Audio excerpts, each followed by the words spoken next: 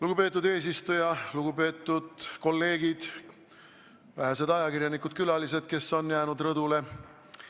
Uudiste aeg on kohe varsti käes. Ma alustaksin kõigepealt sellest, et ma lükkan ümber mõnede eelkõnelejate seisukohti, väiteid, inkriminatsioone. Kõigepealt see väide, et selle otsuse, selle avalduse vastu hääletamine lükkab selle tagasi valitsusse, on just nagu selle avalduse toetamine ja rohelise tule avamine Marrakechi lepingule allakirjutamiseks. Ei vasta tõele. Kui me kiidame ta siin heaks, siis läheb see Marrakechi ju niikuinii. Kui me saadame selle valitsusse, siis on Isamaal võimalik näidata oma selgroogu.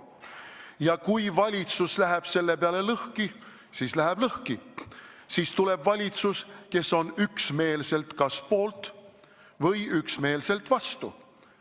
On selge seisukoht, aga mitte nii nagu praegu. Nüüd teine, esimene eelkõneleja Keskerakonna fraktsiooni poolt inkrimineeris meile süüdistuse, nagu me oleksime meeleavaldusel heaks kiitnud ja algatanud vägivallatsemise. Vaadake, sõbrad, kui üks tuntud skandalist ei allu korraldajate nõudmistele, rebib käest ära mikrofoni, keeldub andmast seda korraldajale, keeldub andmast seda turvatöötajatele, siis kehtib vanasõna. Kes ei taha kuulda võtta, see peab tunda saama. Ja saigi tunda, talt võeti mikrofon ära ja ta kihutati minema. See, et ta selle peale kukkus, juhtub. Teate ju, vaadake neid videosid, te sõbrad, vaadake neid videosid. Ma kirjutasin praegu, muide lugege Delfis ka artikli, kus ma meenutan 30. aastaid, kui sotsiaaldemokraadid olid need, kes vapside üritustel käisid tüli norimas ja kellel olid selleks vastavad löömameeste brigaadid.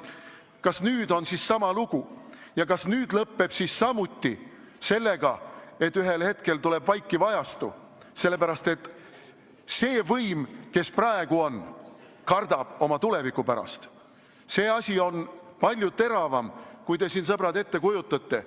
See 1000 inimest, kes täna oli maja ees, on murdosa võrreldes nendega, kes on rahulolematud tegelikult üle kogu Eesti. Ja te peaksite sellest endale aru andma, sest Marrakechi leping on inimesi ärritanud. Ja nüüd põhilise juurde, miks ma üldse sõna võtan.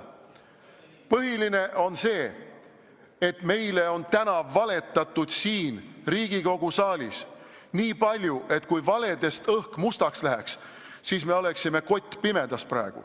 Alates sellest, et see ei ole siduv. Kuulge, sõbrad, keda te idioodiks peate? Te arvate, et me oleme kõik siin kirjaoskamatud ja ei oska ka võõrkeeli. Oleme kirjaoskajad, oskame võõrkeeli, isegi inglisekeelsest tekstist saame aru täiesti. Oleme võimelised lugema ka teisi ÜRO ametlikke töökeeli. Nii et ärge tulge meile ajama sellist pläma, vabandust, et ma sellist sõna kasutan, et see ei ole siduv. Vähe sellest, selle lepinguga, ja see on leping, see ei ole mingi ränderaamistik, jumal hoidku.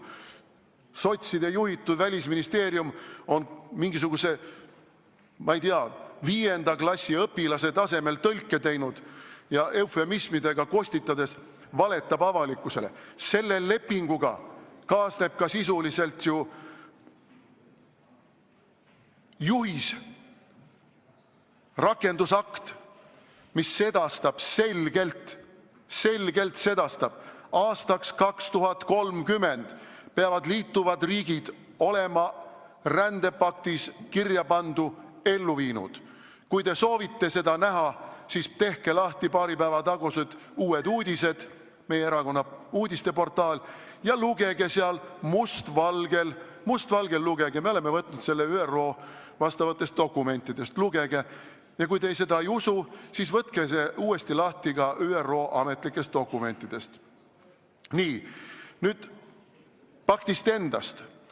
Pakt sätestab ju väga selgelt muuhulgas meelsuskontrolli, mis peab olema suunatud rände, migratsiooni ja rassismi, kõiksuguste seesuguste, paluks lisaaega, jah. 3 minutit. Seesuguste asjade vastase seadusandluse ja meelsuse kontrolli kehtestamiseks. See on just nagu mitte midagi. Aga see on see, mille vastu me protestime.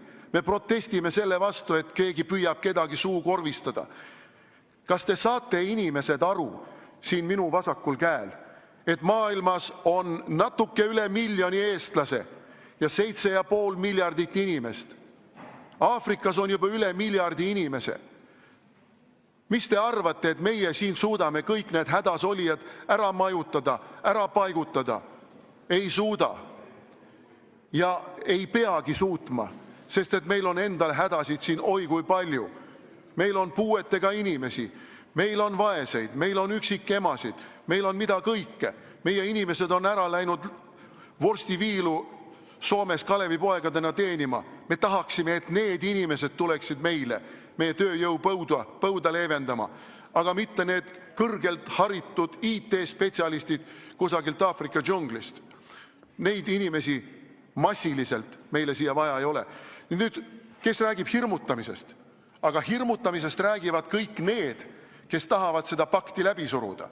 Mis hirmutamine see on, et me jääme liitlastest ilma? Kas Poola ei ole meie liitlane? Kas Ameerika Ühendriigid ei ole meie liitlane? Kas Austraalia ei ole demokraatlik, sealjuures liberaalne demokraatlik riik?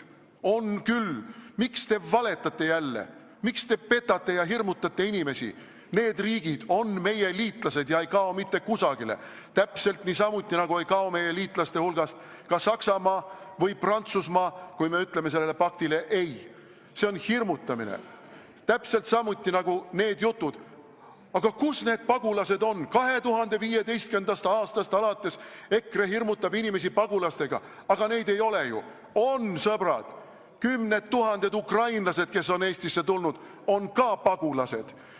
Need tuhanded üliõpilased, kellest suur osa ei kvalifitseeru üliõpilastest, võin seda oma kogemusest kinnitada, kelledest üks muide läks möödunud nädalal kätega kallale oma õppejõule.